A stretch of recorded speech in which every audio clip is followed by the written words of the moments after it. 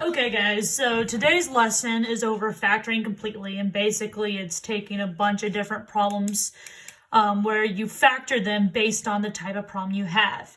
But there's a few different kind of examples that we haven't looked at yet, so I want to go over those because you will see them in your homework today to help prepare you for your review and tests coming up at the end of the week. So the thing that I want to say here that's the most important is when factoring, the first thing you should always try to find if you can is a GCF. And that's what's going to be happening in all three of these examples. We're going to be pulling out a GCF. Now, it's not going to always necessarily work that way. There might be times where there's not going to be a GCF. But if you can find a GCF, you should take it out. So if we look at this first example, we have a 4x squared plus 48x plus 80. And a is not 1. So since a isn't 1, you could use grouping. So you could take 4 times 80, find all the factors of those. That would give you a positive 48 when you add them together. Or you can make your life easier and factor out a GCF.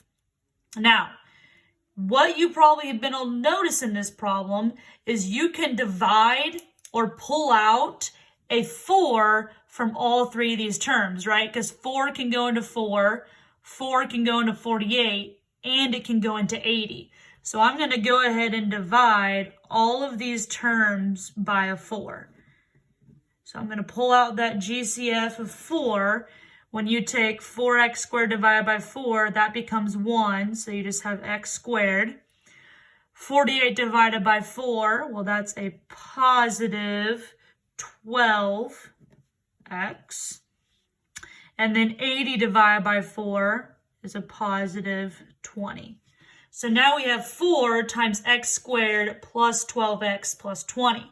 Now you're actually not done, guys. Yeah, we took out that GCF, but you can keep factoring this x squared plus 12x plus 20.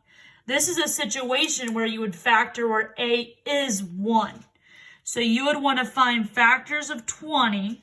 So I'm going to find factors of 20 that when I add them together, I get a positive 12.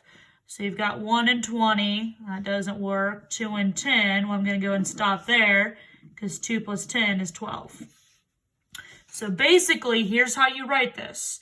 You have to keep the 4. The 4 doesn't go away. So you keep the 4 out.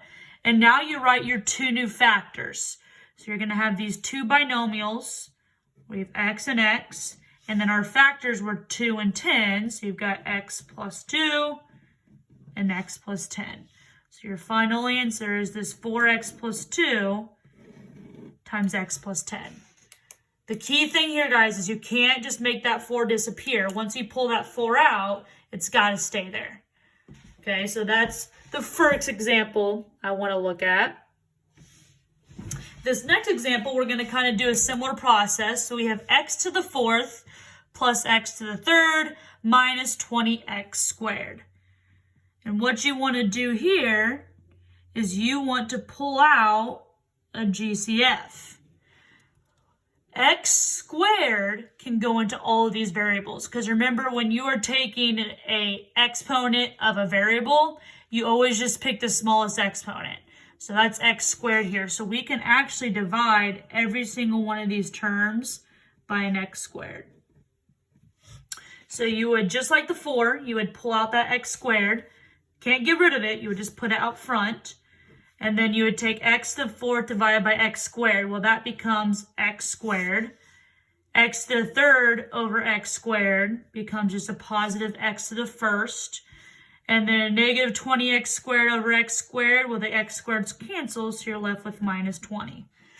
So now we're kind of doing the same thing as we did above. We have this x squared out to the front that we pulled out because it was a GCF. And now we have x squared plus x minus 20.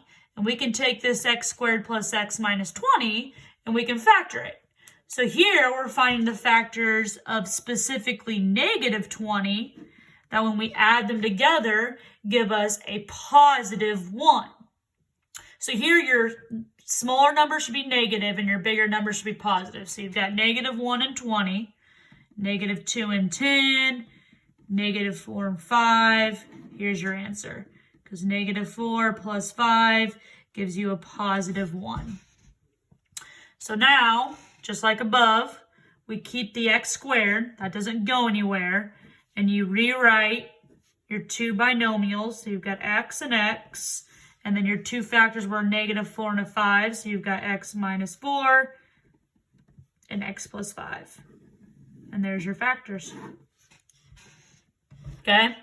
So those two examples are very, very similar. Basically, we took out a GCF.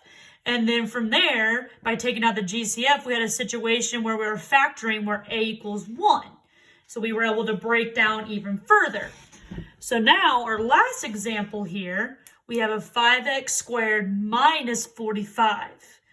Now, a couple things to notice. One, this almost looks like it could be a difference of squares, which you learned about yesterday. But 5 and 45 are definitely not perfect squares.